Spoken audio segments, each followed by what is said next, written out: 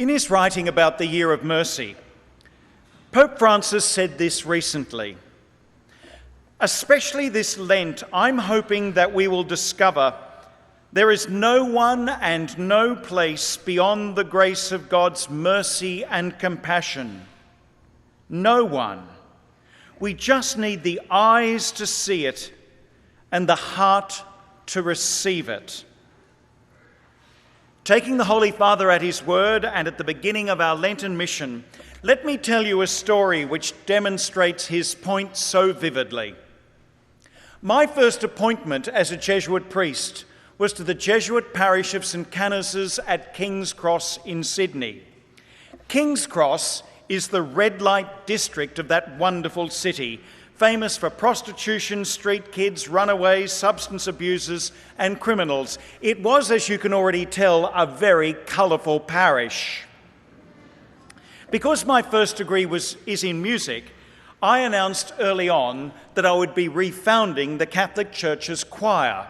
And anyone who'd like to join the choir should come and see me straight after Mass, and I'll give you all the details of when and where we'll meet for our first rehearsal. After the 10:30 Mass on the sidewalk, up walked a beautifully dressed woman, a very tall lady, in a midnight blue outfit with a big floral hat. She walked up to me and said, "Excuse me, Father. My name's Gloria, and I'd like to join the choir. I sing bass." I said, "Well, it's very hard to find basses, Gloria. You'll be very welcome. We look forward to seeing you tomorrow night in the choir loft at 7:30. "Good on you, Father. See you then." She walked off, stopped, turned on her stiletto and said, "You realise I'm a transvestite, don't you, Father?" And I said, "Gloria, even I worked out that you're a transvestite."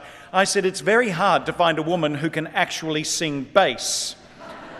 Gloria was, without question, the worst bass I have ever heard in my life. The only note she actually had was that deep sonorous note that some basses can get at the end of a motet or a hymn, and she used to let it go. So the Amen, she would go, "Amen," and it would rip through a church like nothing. Well, word spread like wildfire around King's Cross that you got to come and hear the transvestites singing in the Catholic Church's choir. And our Sunday congregation was more colourful than it was even usually. And one Sunday, we had all of her transvestite and transsexual friends in for Mass. Wonderful that they were with us. And she let out one of those big amens, and down the church it went. And with that, 2 pews of her friends jumped up in the middle of Mass and yelled out, "You show 'em, girl." Now, I know this will come as a shock to some of you, but not everybody in our Catholic parish was coping. And eventually they took up a petition which asked us to remove Gloria from the choir because we were told she was making a mockery of the Mass and she was a distraction to our prayer, and it just has to stop. She has to go. It got to our parish council, and I was blessed with a 71-year-old Irish Jesuit priest as my pastor called Father Donald Taylor. Donald never said a single word at parish council meetings except the opening and closing prayer. And I used to challenge him about this. I said, "Why don't you join in the discussions and the debates and the decisions?" And I'll never forget Donald once said to me, "Look, I let the laity have their head at that moment. You know, I let them have their little discussions and their little debates and their decisions. Because the bottom line is this: if they decide to do something that I don't want to do, I won't be doing it anyway." Which is not the best model of governance I have ever heard in my entire life. But on this one occasion, they turned to Donald and said, "Father, is there anything you'd like to say before we put this to the vote about whether Gloria should come or go?" And I'll never forget what that magnificent Irish Jesuit said. He said, "On this occasion, I've got something to say, all right. In the 14th chapter of Luke's Gospel, our blessed Lord says that when you give a banquet, don't invite your rich friends, because you're only inviting them so they might invite you back. But when you go give a banquet, the good Lord says, he said, you go out to the highways and the byways and pull in the poor, the crippled, the lame and the blind. Last I checked, It is the Lord himself who invites us all to the Mass. It is the Lord himself who hosts us all at the Mass. And it is the Lord himself who sends us out from the Mass. And the likes of you lot sitting around this table tonight deciding who the Lord will and will not have at his Eucharist. Well, you mark this well. You ask that fella to go tonight, we'll never see him or his friends again. And the Lord has invited them last I checked. And if he goes, your 4 Jesuits on your precious parish staff will be gone in the morning as well. He goes, we go. Now go ahead and have your little vote. We won the vote.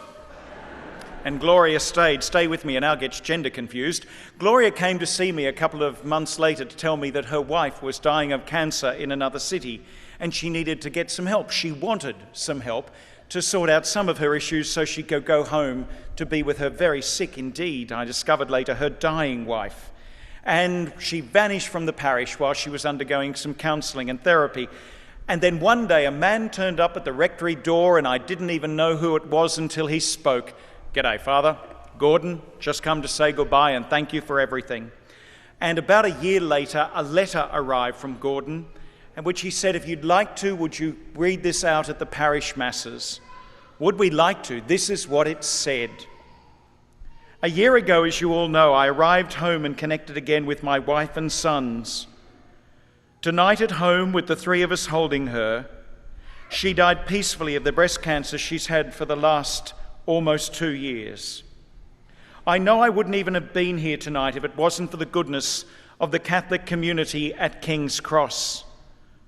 I know it wasn't easy for some of you having a drag queen in your choir, but you believed in me even when I didn't know who I was, what I wanted and where I needed to go. Because you hung in there with me, I was able to find out what really mattered to me, to get some help come home, nurse my wife to her death, and now be a father to my boys in the way they deserved. Who could have thought that approaching Father Richard on the sidewalk of your parish church was actually going to play itself out into reconciling a husband to a wife who was magnificent in forgiveness, and to giving back to 2 boys their dad because they did nothing to deserve to be orphans? I'm not sure if, Father Richard, you remember the first song you taught us in the choir. I know exactly now what it means, because if I have understood that hymn correctly, it doesn't matter where you start with God's love. It matters where his mercy and compassion will finish it. Do you know what that song was? Amazing grace, how sweet the sound that saved a wretch like me. I once was lost, but now I'm found. 'Twas blind, but now I see. My brothers and sisters, welcome to Lent. Welcome to our Lenten mission, and welcome to the Year of Mercy, where there is no one and nothing beyond God's compassion and love, and where we're here this week and every week to celebrate amazing grace. What a privilege for us to be here to do it. Amen.